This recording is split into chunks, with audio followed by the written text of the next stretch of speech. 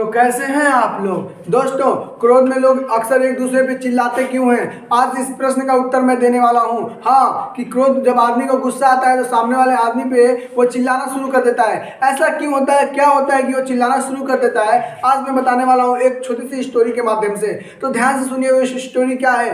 क्या होता है, एक बार एक गुरु रहते हैं अपने शिष्यों के साथ कहीं गए होते हैं घूमने के लिए, उनको कुछ दिखाने के लिए, जिसको हम लोग पिकनिक बोलते हैं।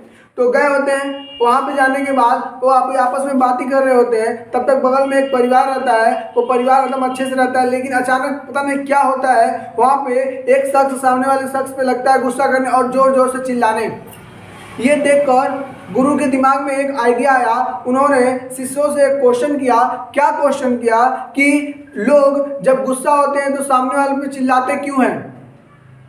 लोग जब गुस्सा होते हैं तो सामने वाले शख्स पे चिल्लाते क्यों हैं, यानी जिस पे गुस्सा होते हैं उस पे चिल्लाते क्यों हैं? तो बच्चों ने जवाब दिया। एक बच्चा बोला कि गुरुजी, उस समय हम अपना शांति खो देते हैं, इसलिए हम चिल्लाना शुरू करते हैं। तो गुरु ने फिर उसके जवाब को इनकारते हुए कहा कि उस समय वो आदमी हमारे ठीक सामने खड़ा होता है, तो हम उसे धीरे से भी बोलेंगे फिर भी उसको बात सुनाई दे देगी, लेकिन हम चिल्लाते क्यों हैं?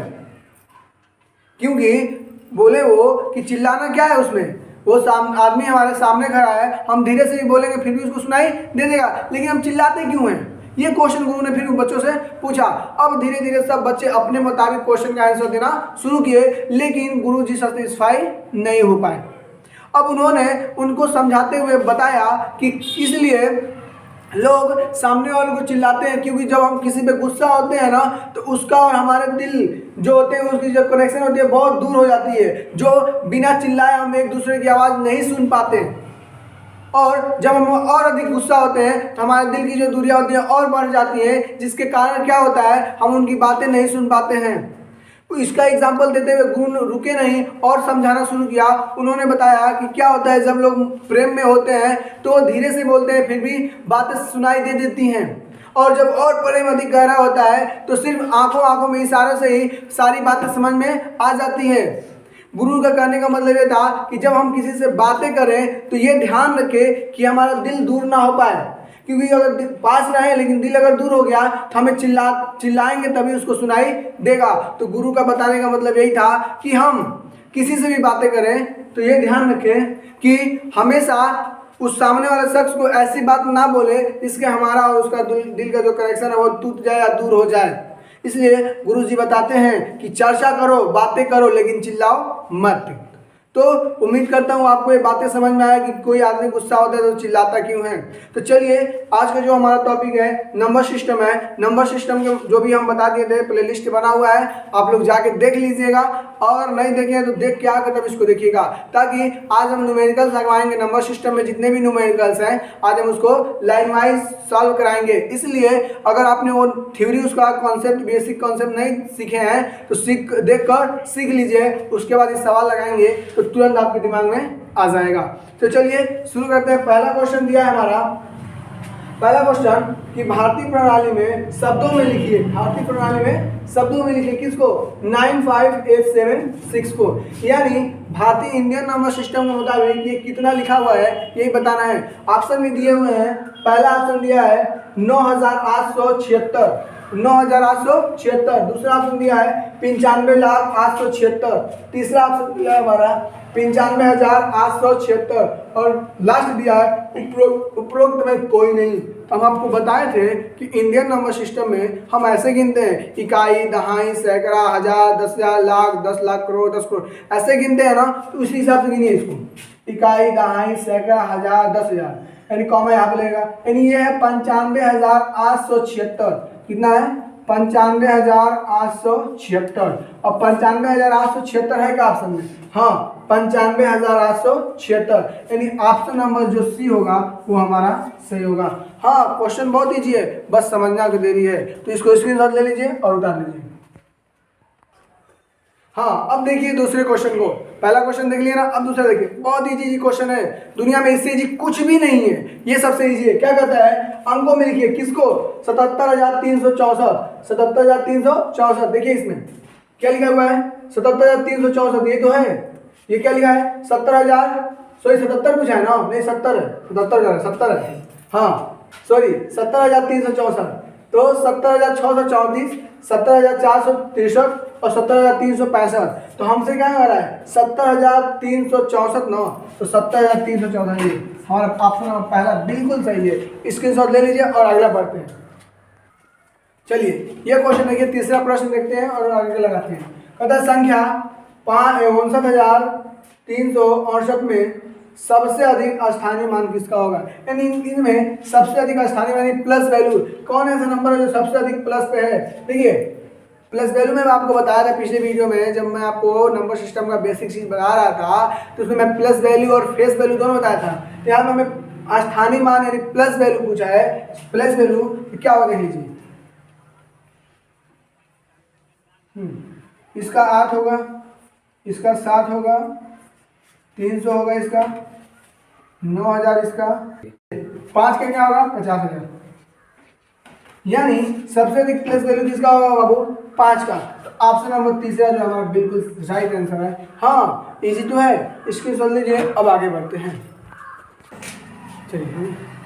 चलिए ये वाला प्रश्न देखिए, तो बहुत इजी क्वेश्चन है, बस समझने की देरी है आपको।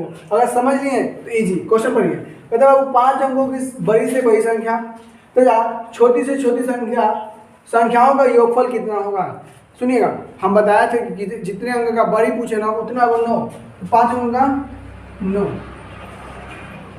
और 5 अंक की सबसे छोटी संख्या होगा ये वाली के 5 4 को 0, इन दोनों का योगफल यानी जोड़, दोनों को जोड़ दीजिए 9 9 9 9 और 9 1 10, यानी 3 और 4 को 0 कहाँ है, सॉरी 3 और 4 को 9, ये वाला ऑप्शन नंबर तीसरा हमारा बिल्कुल राइट आंसर है। हाँ जी हो गया, उतार लीजिए। हाँ पांचवा क्वेश्चन देखिए, तो क्वेश्चन बहुत इजी है, बस थोड़ा सा समझना है। देखिए क्या कहते हैं। कहते हैं बाबू कि बड़ी से बड़ी तथा छोटी से छोटी संख्या छोटी 5 अंकों की संख्या है जो अंकों 0 2 7 6 8 से बनती है। जब कोई अंक दोबारा नहीं आए का अंतर बताइए। यानी इसी 5 अंकों का यूज करके सबसे बड़ी संख्या बताना है, इसी 5 अंकों का यूज करके सबसे छोटी संख्या बताना है। अब बताने के बाद उन दोनों के बीच में कितने का अंतर रहेगा ये बताना है कि इन दोनों के बीच में अंतर कितने का आएगा, डिफरेंस कितने का आएगा। सुनिएगा, तो इससे बनने वाली सबसे बड़ी संख्या यानी बड़ी संख्या,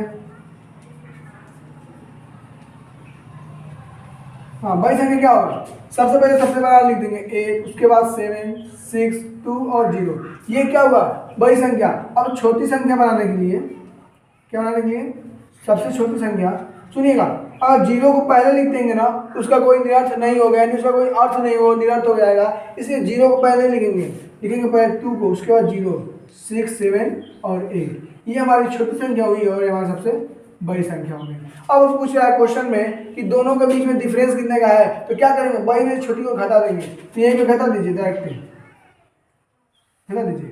10 में से 8 जाएगा 2 बचेगा, यहाँ बचेगा 1, 11 में से 7 जाएगा 4 बचेगा, यहाँ बचेगा 5, 15 में से 6 जाएगा 9 बचेगा, यहाँ बचेगा 6 यहाँ 6 और यहाँ पे क्या है 8 में से 2 जाएगा 6, यानी 6 6 9 4 कहाँ है 6 6 9 4। अच्छा 6 6 9 4 हमारा ऑप्शन नंबर सी बिल्कुल सही आंसर है। इजी है कि नहीं, हाँ जी बहुत इजी है, स्क्रीनशॉट ले लीजिए। अब बढ़ते हैं अगले की तरफ। चलिए तो ये सवाल को देखिए जरा ध्यान से, ये सवाल हम कल वाले वीडियो में बताए थे इस तरह का।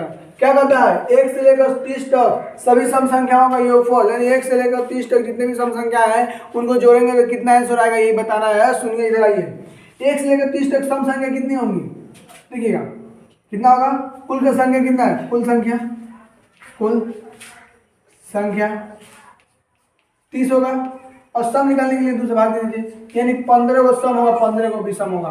तो n की वैल्यू क्या आ गई बाबू, n की वैल्यू आ गई हमारी 15। और आपको फार्मूला बताए थे कि सब सम संख्याओं का योग यानी संख्याओं का योगफल।